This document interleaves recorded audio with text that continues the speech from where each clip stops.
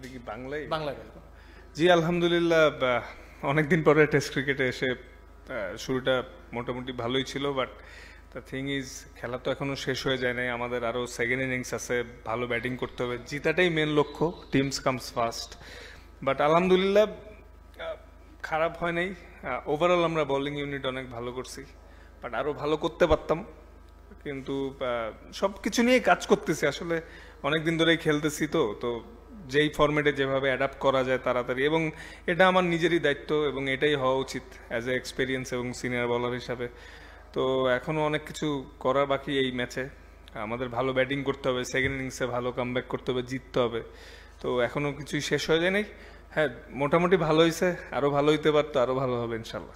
274। আসলে রানটা লিড নেওয়াটা অনেক ইম্পর্টেন্ট, কারণ আমি তো বল করে বুঝলাম যে উইকেটে যথেষ্ট স্পোর্টিং বোলিং ব্যাটিং দুইটাতেই হেল্প আছে, ফাস্ট বোলিং স্পিন দুইটাতেই মানে সুন্দর একটা হেল্প আছে বলারদের জন্য, সো ব্যাটসম্যানদের সেট হওয়াটা ইম্পর্টেন্ট।